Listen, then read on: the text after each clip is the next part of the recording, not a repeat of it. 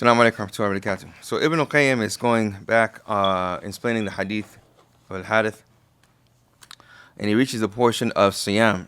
And he says, Rahimullah ta'ala, عدنا إلى شرح حديث الحارث الذي فيه ذكر ما يجوز ما يحرز العبد من عدوه.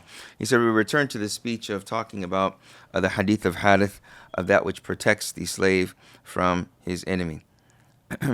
He said, قوله صلى الله عليه وسلم وآمركم بالصيام فإن مثل ذلك مثل رجل في عصابة معه صرة فيها مسك فكلهم يعجب أو يعجبه ريحه وإن ريح الصائم أطيب عند الله من ريح المسك. He says, the Prophet ﷺ said, and I order you with fasting, for verily the parable of fasting is like the parable of a man that has a sack with him that is has in it a fragrance, misk. And فَكُلُّهُمْ يَعْجَبُ, and all of them are amazed or like, or the fragrance amazes them. They like the smell that comes from the bag that he has. And verily the smell of the fasting person, meaning their breath, is better with Allah subhanahu wa ta'ala and more fragrant than the fragrance of the misk, of the misk. He says, إنما مثل صلى الله عليه وسلم ذلك بصاحب السرة التي فيها المسك لأنها مستورة عن العيون مخبوءة تحت ثيابه كعادة حامل المسك. He says here, verily the Prophet ﷺ made the example or parable of that person that has the bag that the fragrance, the good fragrance is inside of it, because it is, and this is what is important here. This is the effective characteristic.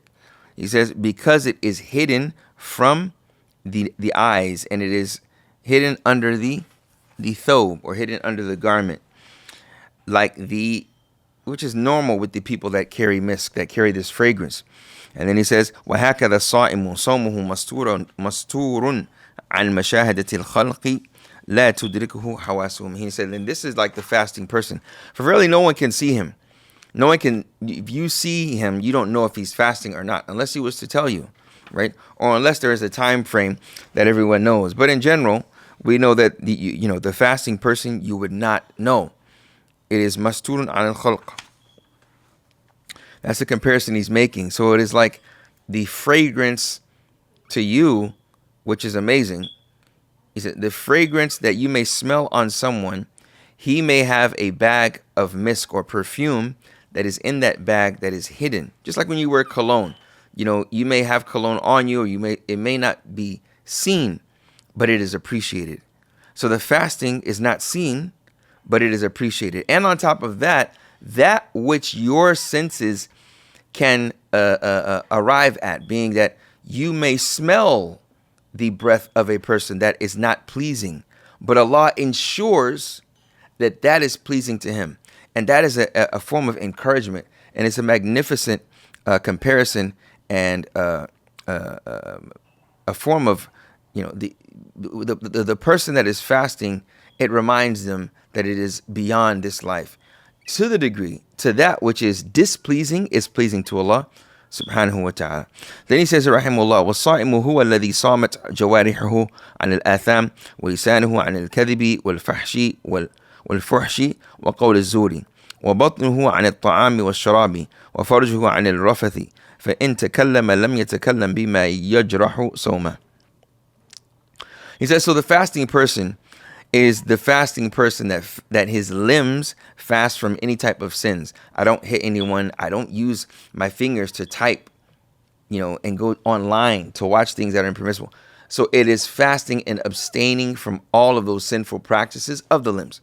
And then he says, and his tongue refrains from lying and evil deeds and bad speech, and his stomach refrains from eating and drinking. His private parts refrains from intercourse. And if he was to speak, he doesn't speak about anything that would harm his or her fast. وَإِنْ فَعَلَ لَمْ يَفْعَلْ مَا يُفْسِدُ صَوْمَهُ. And if he was to do something, like he was to speak, he doesn't say anything that would spoil his fast. فَيَخْرُجُ كَلَامُهُ كُلُّهُ نَافِعًا صَالِحًا. So all of his statements are good salutary statements. So if he was to speak, it was something that was good. And then he says, وَكَذَلِكَ أَعْمَالُهُ, and also his actions. فَهِيَ بِمَنْزِلَةِ الرَّائِحَةِ الَّتِي يَشُمُّهَا مَنْ جَالَسَ حَامِلَ الْمِسْكِ. He says here again, he makes a comparison. He says, he doesn't say anything that is bad. Rather, he or she says only good speech. They speak a good word. Also, they do good actions. They're very good in what they do. And then he says, this is of the comparison is at the level of the one that has a good fragrance that people that are around him or her smell. So before it was that person themselves has a good fragrance. But now when people are around this person, that fragrance permeates and they can smell it and they want to be around them. And then he makes a comparison. كَذَلِكَ مَنْ جَالَسَ الصَّائِمَ انتفع بمجالسته له. He said, this is also like the fasting person as well. Whoever sits with him or her, they benefit from their fasting. How? وَأَمِنَ فِيهَا مِنَ الزُّورِ وَالْكَذْبِ وَالْفُجُورِ وَالظُّلْمِ. That they are safe from hearing any bad speech, any lying, any disobedience, and any oppression. And this is deep because when you think about it, and he says here, هذا هو الصوم المشروع لا مجرد الإمساك عن الطعام والشراب. And then he mentions the hadith, the Prophet ﷺ, I'll explain. He says, من لم يدع قول الزور ولا عمل به والجهل فليس لله حاجة أن يدع طعامه وشرابه. وفي الحديث رب صائم حظه من صيامه الجوع والعطش. Beautiful, beautiful. So he says, rahimahullah ta'ala, this is the prescribed sawm. This is the prescribed fasting, not just withholding from eating and drinking. This is a prescribed fasting. This is the intention and objective behind the fast. This is what we call maqsad shar'i, the Islamic objective. Then he ends it off, subhanAllah, rahimahullah ta'ala, with the hadith. What the Prophet ﷺ said, and this hadith is in Bukhari. He says, whoever doesn't leave off ill speech and acting upon it, and ignorance and acting in an ignorant fashion, then Allah is not in need of his or her abandoning or abstaining from eating or drinking. And in another hadith in Ibn Majah and Ibn Khuzaymah al-Sahih, he said, perhaps the fasting person, his or her portion from their fast is just thirst and hunger. That's all they get from it. They're not getting any reward from it, meaning that they may have been fasting, but they were not speaking in a good fashion. When people sat around them, they didn't benefit. Rather, it was harmful. They heard ghibah, they heard backbiting, they heard lies, they heard bad words. It was something that was not beneficial. When they were around that fasting person, it didn't remind them of Allah. And that's what Ibn al-Qayyim, when he ended earlier, said, وَأَمِنَ فِيهَا مِنَ الزُّورِ. And they were safe from any of that bad speech.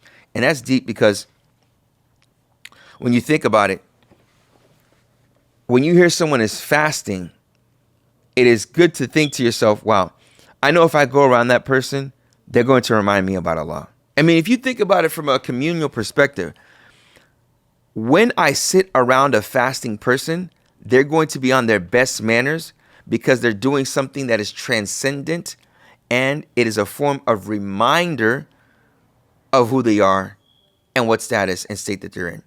That they have reached the level of suffering, physically, they're willing to withstand that for something greater. So they're in a different state at the moment. If I'm around them, what they say is going to be in accordance and in compliance with that state. So when you hear someone is fasting, subhanAllah, you think, if I'm around that person, it'll be something that is positive energy for me. And Ibn al-Qayyim, when putting it in this way, it's very, very beautiful. I mean, we think about ourselves, but then when he made that last comparison of the mujalasa, sitting around the fasting person, that is what really hits home here. May Allah subhanahu wa ta'ala make us of those that when we fast in a way that is in accordance to the Sharia. Assalamu alaikum wa rahmatullahi wa barakatuh.